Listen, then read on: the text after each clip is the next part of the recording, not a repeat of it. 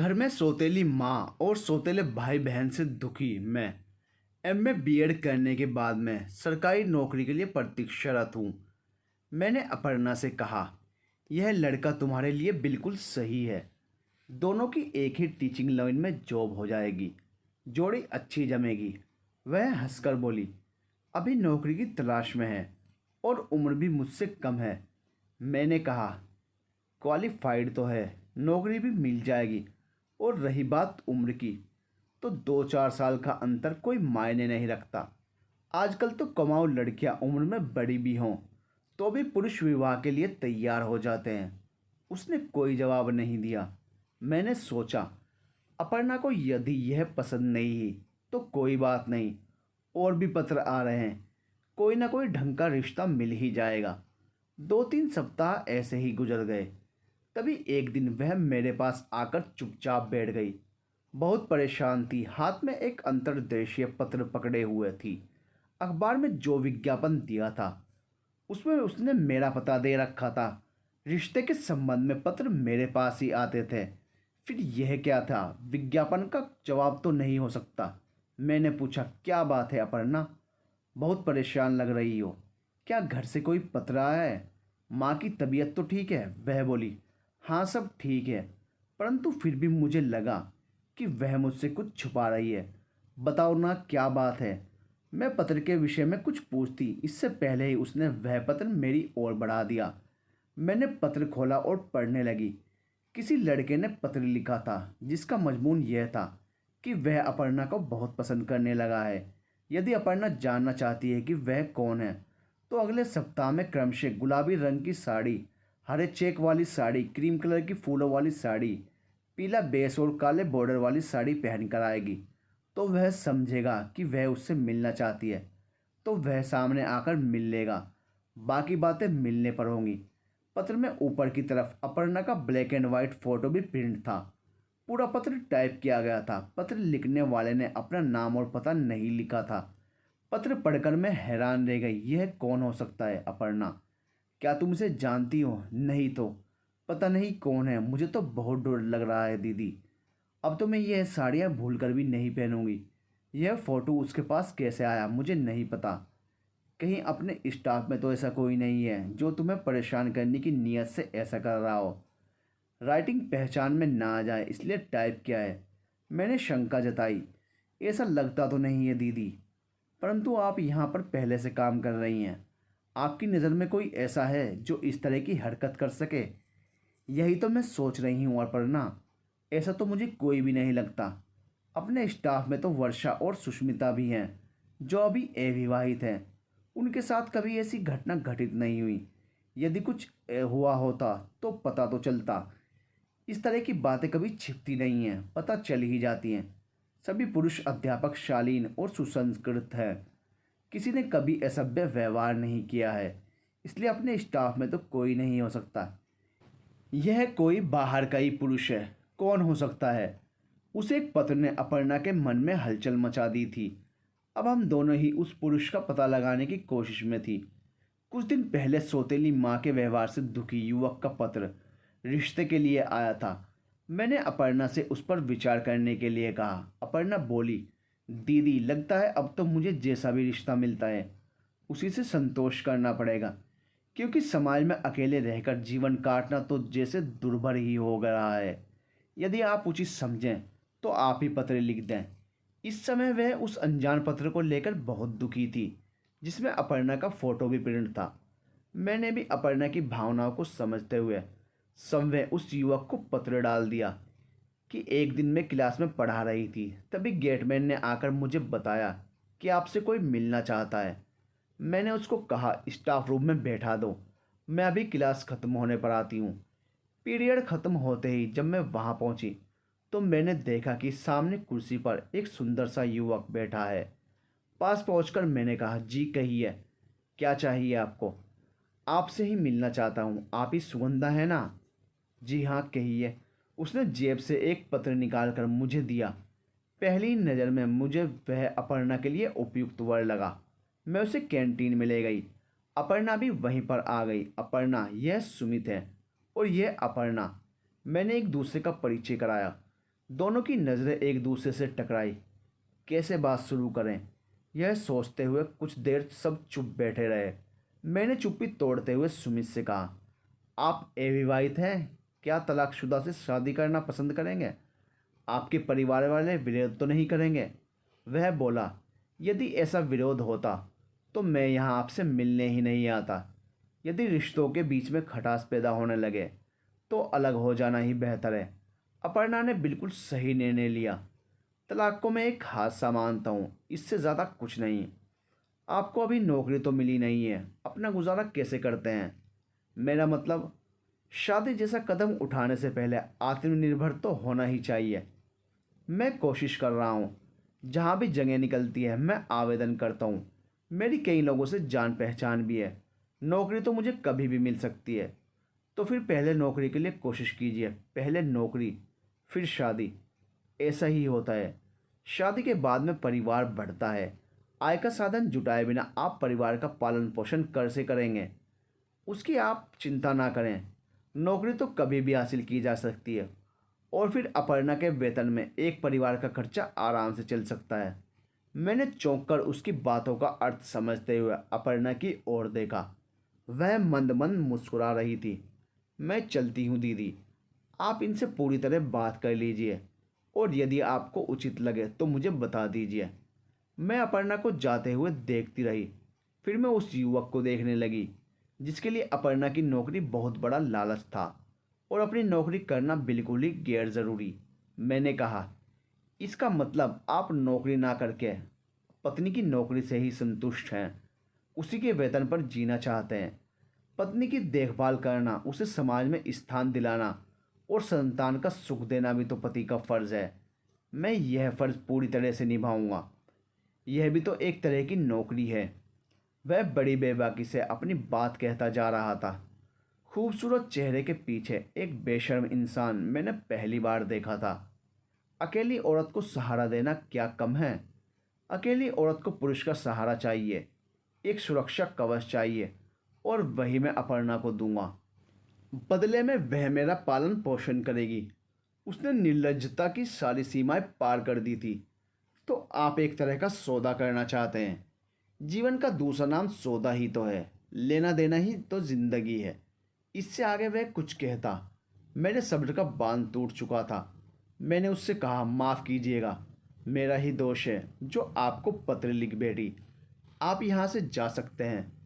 मेरा सुझाव आपको पसंद नहीं आया तो कोई बात नहीं, पर फिर भी आप मेरी बातों पर गौर कीजिए। और हाँ, दहेज में मेरी कोई मांग नहीं है।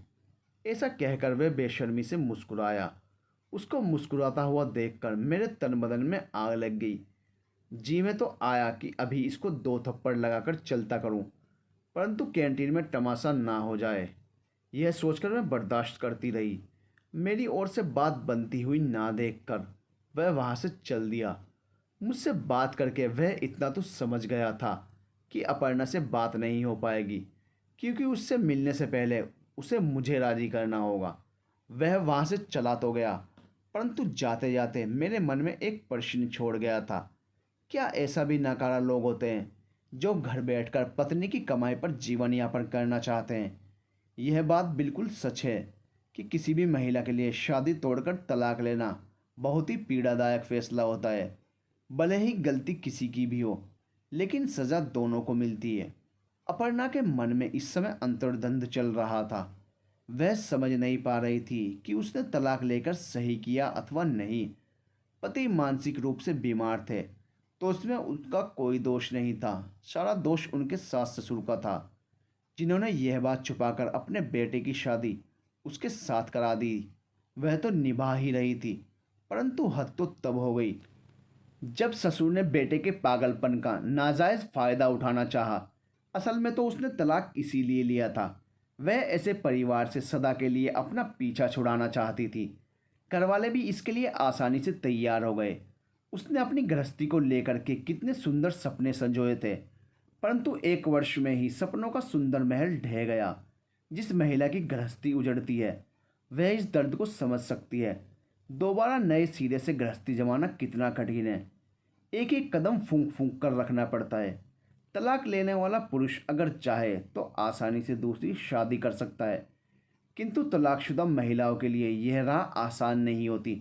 जब किसी महिला का तलाक होता है तो वह इस कदर टूट जाती है कि दोबारा किसी भावात्मक रिश्ते में पड़ने की उसमें हिम्मत नहीं बची रहती। वह आसानी से किसी पुरुष पर भरोसा नहीं कर पाती। यही हाल अपर्णा का था।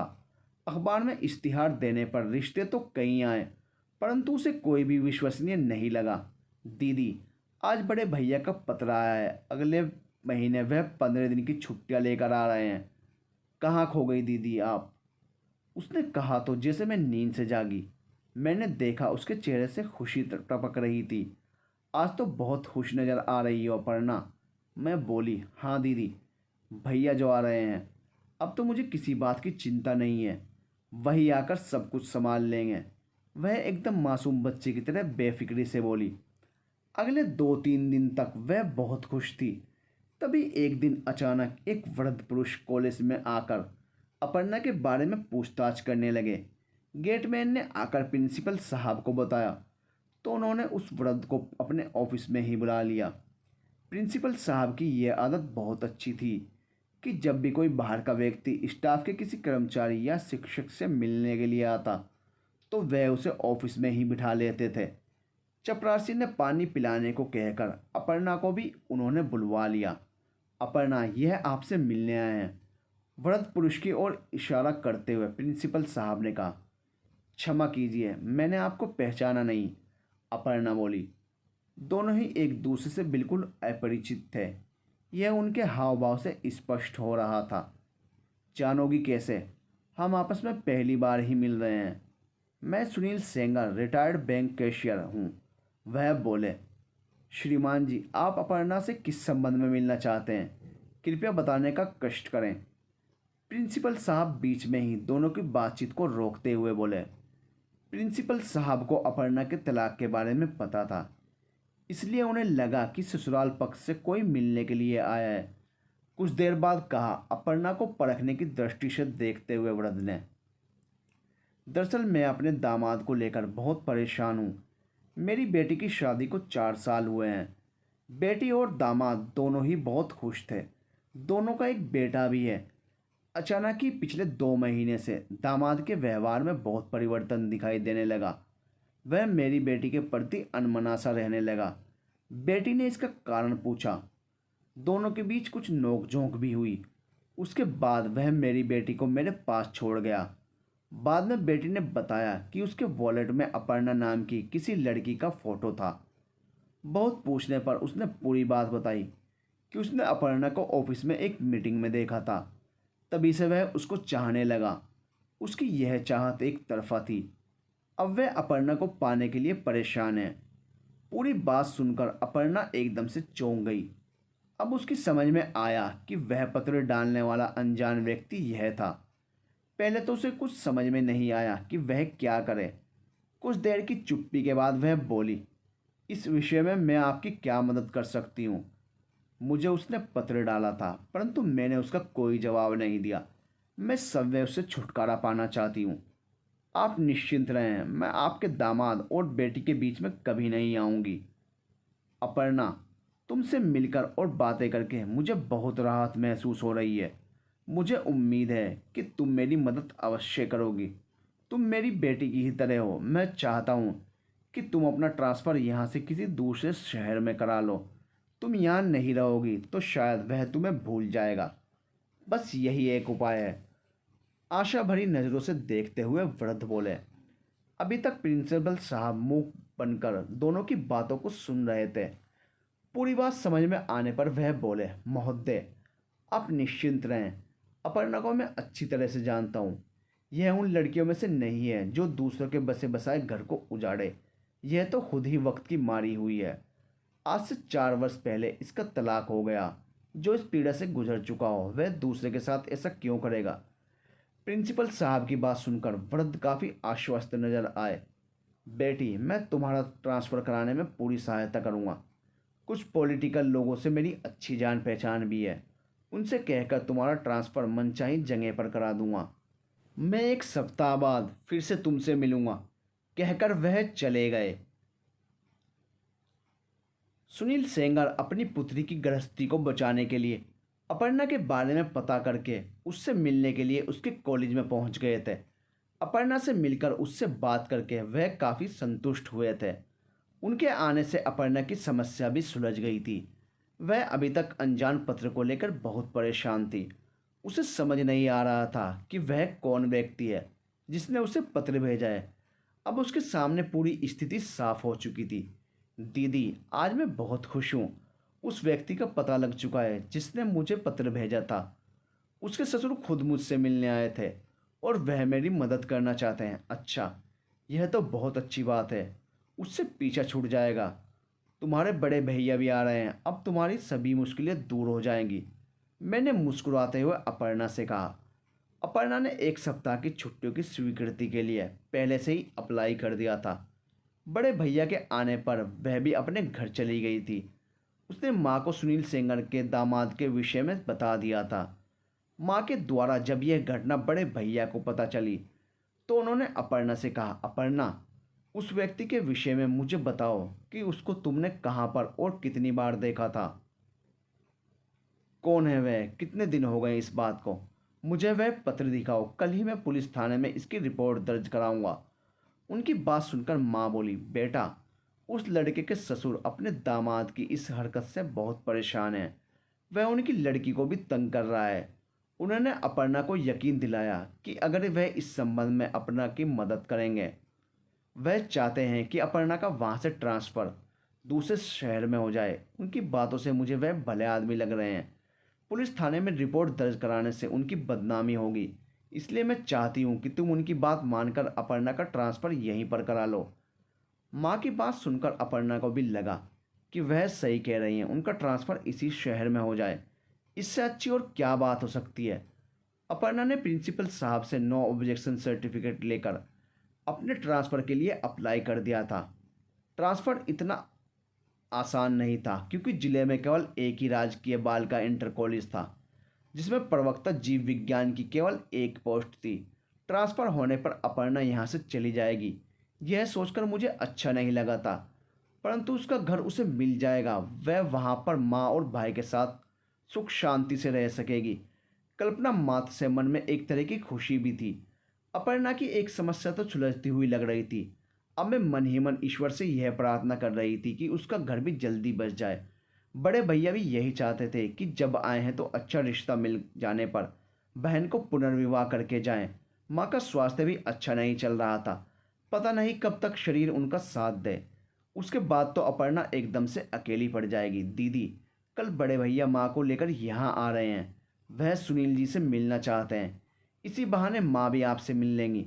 मैं जब भी आपकी बात बताती हूँ तो वह कहती है मुझे भी सुगंधा से मिलना है। कॉलेज की छुट्टी के बाद अपर्णा ने आकर मुझसे कहा, अरे यह तो बहुत अच्छी बात है, मुझे भी उनके दर्शन हो जाएंगे। दूसरे दिन रविवार की छुट्टी थी। अपर्णा शाम के समय बड़े भैया और माँ को लेकर मेरे घर आ गई थी। काफ़ी देर तक आपस में बातचीत होती रही। मैंने अनुभव किया कि वह दोनों ही अपर्णा को लेकर काफ़ी चिंतित हैं। मुझसे और मेरे परिवार से मिलकर दोनों ही संतुष्ट नजर आए। उन्हें खुशी थी कि इस अनजान शहर में वक्त ज़रूरत पर अपर्णा को मेरा सहारा था। 2 दिन बाद सुनील जी भी अपर्णा से मिलने आ गए। अपर्णा ने बड़े भैया से उन्हें मिलवाया। दोनों में बातचीत हुई। यहाँ के सांसद जी से मेरी अच्छी जान पहचान है। घर परिवार जैसा ही रिश्ता है। आप कहें तो मैं आपको उनसे मिलवा देता हूँ। वह ट्रांसफ़र के लिए हमारी मदद कर देंगे, सुनील जी ने कहा। बड़े भैया ने सहमति में सिर हिलाया और दोनों सांसद जी से मिलने पहुंच गए। सांसद जी ने पूरी बात जानकर संतावना जताते हुए आश्वासन दिया कि वह शीघ्र ही यह ट्रांसफ़र करा देंगे। उनसे मिलकर बड़े भैया की भी पूरी उम्मीद थी कि यह मुलाकात सकारात्मक हुई है, अतः नतीजा भी अच्छा ही रहेगा। दूसरे ही दिन सुनील जी को घर पर आया देखकर बड़े भैया को आश्चर्य हुआ। वह कुछ कहते उससे पहले ही सुनील जी ने कहा, आपको हैरानी हो रही होगी कि मैं आपसे मिलने इतनी जल्दी आ गया। बात ही कुछ ऐसी है, आज तो मिठाई खाकर जाऊंगा। हमारी बिटिया के भाग्य खुल गए। क्या ट्रांसफ़र हो गया? एकदम से भैया बोले। अब ट्रांसफ़र तो चुटकियों में हो जाएगा, उससे भी बड़ी बात हुई है। आप तो वहाँ से चले आए थे, संसद जी ने मुझे रोक लिया था और उन्होंने अपने बड़े सुपुत्र के लिए आपकी बहन को पसंद किया है। क्या? बड़े भैया आश्चर्य और खुशी से बोले। उसके लिए इससे बड़ी बात और क्या हो सकती थी? उन्हें लगा कि ईश्वर ने उनकी मुराद पूरी कर दी। क्या करता है वह, क्या नाम है, क्या उम्र है, क्या उन्हें अपर्णा के तलाक के विषय में पता है? एक ही सांस में उन्होंने सब पूछ लिया। बड़े भैया ने सांसद जी के बेटे के विषय में पूछा। तो अभी बैठकर तसल्ली से सभी कुछ बताता हूँ, सुनील जी ने बैठते हुए कहा। मनोज सांसद जी का बड़ा बेटा है, उम्र लगभग 35 वर्ष है, बीए करके एलएलबी की है, अपने पिता के कारोबार में हाथ बटाता है। कुछ शराब के ठेके हैं और एक फार्म हाउस, 2 रेस्टोरेंट हैं। 4 वर्ष पहले सांसद जी ने अपने बेटे का रिश्ता बड़े उत्साह से एक समर्थ और गणमान्य परिवार से जोड़ा था। कन्या भी सुंदर, सुशील, पढ़ी लिखी थी। कुछ दिनों तक सब कुछ ठीक ठाक रहा, परंतु बाद में दोनों में ही मनमुटाव रहने लगा। बात कुछ और ज़्यादा बढ़ गई। दोनों में आए दिन तकरार हो जाती, कोई भी झुकने को तैयार नहीं था। परिवार के बड़े लोगों ने बहुत समझाया बुझाया, परंतु आजकल के बच्चे कहाँ समझते हैं। नौबत तलाक की आ गई। अभी 6 महीने पहले दोनों का तलाक हुआ है। आपकी बहन भी तलाकशुदा है। यह जानकर सांसद जी ने खुद ही मुझे भेजा है कि अगर बात बन जाती है तो दोनों की शादी कर देंगे। बड़े भैया सारी बात सुनते रहे, फिर बोले, सांसद जी की हैसियत के हिसाब से हम तो बहुत ही छोटे आदमी हैं। उन्होंने क्या सोचकर अपर्णा का रिश्ता मांगा है?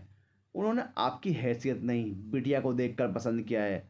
और ऐसे ही नेक और सरल स्वभाव वाली बहू चाहिए। पहले वाली बहू तो चाल चलन में ठीक नहीं थी। पैसा तो उनके पास बहुत है, उन्हें पैसे वाली नहीं, सुशील लड़की चाहिए। और आपकी बहन में यह सब गुण है। मैं एक बार अपर्णा से बात कर लेता हूँ, फिर जैसा होगा मैं आपको जवाब दूंगा। भैया बोले, इसमें सोचना विचारना कैसा, ऐसा परिवार आपको नहीं मिलेगा। आप आंख बंद करके अपनी तलाकशुदा बहन का विवाह उनसे कर दीजिए। सांसद जी की पहुंच बहुत ऊपर तक है। वह जल्दी ही अपने शहर में ही अपर्णा का ट्रांसफ़र भी करा लेंगे। यदि वह नौकरी ना करना चाहें तब भी कोई बात नहीं। यह शादी हो जाए तो अपर्णा का पूरा जीवन खुशी से बीतेगा। निश्चल स्वभाव वाले बड़े भैया ने मन ही मन सोचा कि कह तो ठीक ही रहे हैं, फिर भी परिवार के बारे में थोड़ी सी जांच पड़ताल कर लेनी चाहिए। अपर्णा से पूछा तो वह बोली, भैया आप मुझसे ज़्यादा समझदार हैं, आप जैसा करेंगे वह मेरे लिए सही ही होगा। बड़े भैया की छुट्टियां समाप्त हो रही थी, इसलिए वे जल्दी में ही रिश्ता तय करके यूएस वापस चले गए थे। 3 महीने बाद विवाह का शुभ मुहूर्त था, इसलिए भैया ने सोचा कि वह तभी छुट्टियां लेकर से परिवार आएंगे और अपर्णा का पुनर्विवाह करके चले जाएंगे।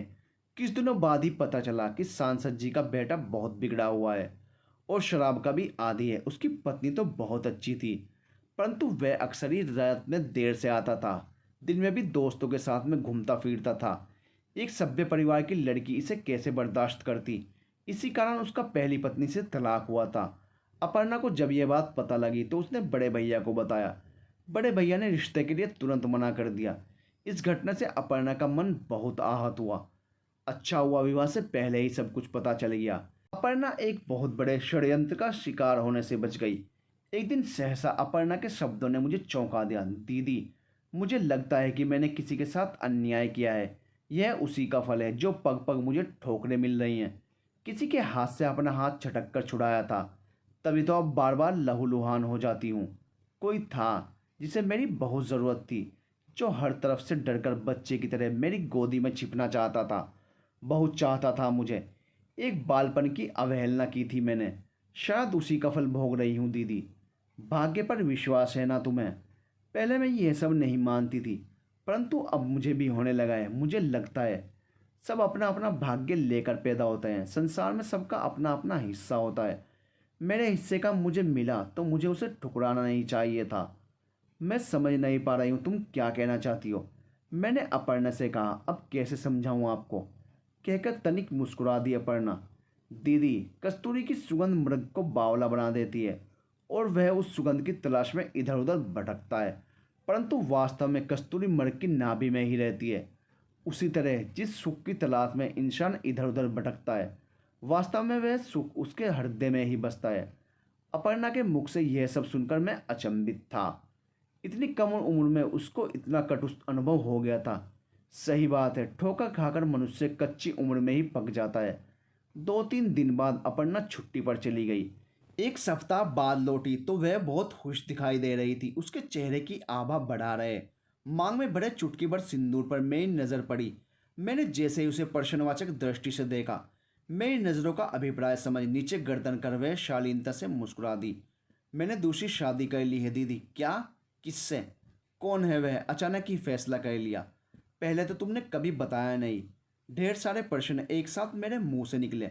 दीदी, यह वही इंसान है जिसने मुझे बहुत प्यार किया था, जो मुझे पाकर आत्मविश्वास से भर जाता था, खुद एहसास होते हुए भी जिसने एक सुरक्षा रेखा खींच दी थी मेरे चारों तरफ। दीदी, बचपन से मेरे पास एक गुड़िया थी, मुझे बहुत प्रिय थी, कीमती वस्तु की तरह ही मैं उसे बहुत संभाल कर रखती थी। ठीक उसी तरह मैं भी एक कीमती खिलौना थी उसके लिए, जिसकी सुरक्षा करना उसका जुनून था। उसी भोले इंसान के लिए मेरे मन की अछूती भावनाएं समर्पित हुई थी।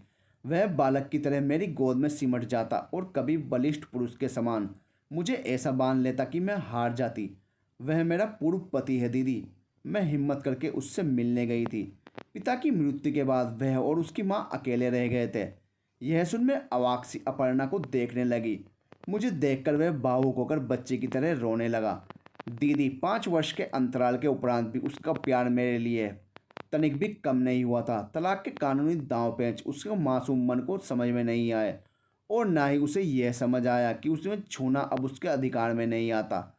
उसे तो बस इतना ही याद है कि उसे अपना खोया हुआ कीमती खिलौना वापस मिल गया है, जिस पर सिवा उसके और किसी का अधिकार नहीं है। दीदी, मेरी ओर बढ़े हुए उसके हाथों का अपमान मैं नहीं कर पाई। उससे मिलकर ऐसा लगा कि अब मुझे कोई चिंता ही नहीं रही। 5 वर्षों का संघर्ष जैसे पीछे छूट गया। मुझे अपनी भूल सुधारने का एक अवसर मिल गया है दीदी। आपको याद है, मेरी नौकरी के लालच में एक युवक मुझसे शादी करने आया था। कैसी कैसी बेतुकी बातें कर रहा था। आपने उस सिरफिरे को तीखा जवाब देकर लौटा दिया था। आपका उस दिन का प्रयास अनजाने में ही मुझे एक दिशा दे गया। अगर मैं अपने पूर्व पति को ही पुनः वर्ण कर उसका सहारा बन जाऊं तो मुझे इतना चाहता था तो क्या बुरा है। ईश्वर ने उसे मेरे लिए ही बनाकर भेजा है। एक दिन मैंने कहा था ना कि इस संसार में सबका अपना हिस्सा होता है, तो मैं अपना हिस्सा क्यों छोड़ दूं।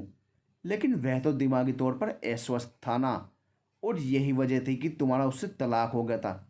यह सच नहीं है दीदी। मेरा तलाक उसका मानसिक रोग नहीं था, अपितु मैंने उसके पिता की हरकतों से तंग आकर उस मासूम से तलाक लिया था। उसके पिता अब इस दुनिया में नहीं हैं। अब उस घर में मुझे कोई डर नहीं है। वह भले ही अस्वस्थ है तो भी मुझसे बहुत प्यार करता है, स्वार्थ से परे है। मेरे सिवा किसी को छूना भी अपराध समझता है। अगर मुझे किसी ज़रूरत ही बनकर जीना है तो क्यों ना एक ऐसे निरीह प्राणी की ज़रूरत बनकर जीऊँ जिसे मेरी इस समय बहुत ज़रूरत है, जो किसी भी स्वस्थ मस्तिष्क के स्वामी से ज़्यादा स्वस्थ है, ज़्यादा ईमानदार है। मुझ पर भरोसा करके उसकी माँ ने उसको मुझे सौंप दिया है। मुझे लगता है अब मैं ही उसका सहारा हूँ। मेरे सिवा उसका इस दुनिया में कोई नहीं है। मैं उसे अपने साथ ले आई हूँ। मैं उसका इलाज अब अपने तरीके से कराऊंगी। मुझे विश्वास है वह अच्छे हो जाएंगे।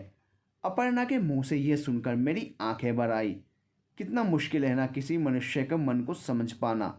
मन ही मन ईश्वर से यही मांगा मैंने कि अपर्णा का विश्वास कभी ना टूटे, उसकी तपस्या सफल हो और उसका घर बस जाए। अपर्णा आत्मविश्वास से भरकर बोली, दीदी, मुझे आपका आशीर्वाद चाहिए। मैं अपने उद्देश्य में सफल हो जाऊं दीदी। संघर्षों से सबका वास्ता पड़ता है। कई बार थक हार कर मैं भी बिखर जाती थी, बीच में ही रुक जाने का मन करता था, परंतु अब मैंने संघर्षों में भी जीना सीख लिया है। कहते हैं जीवन में हारा मैं वही जो लड़ा नहीं। मुझ में लड़ने की ताकत है, मैं हर परिस्थिति से लड़ूंगी।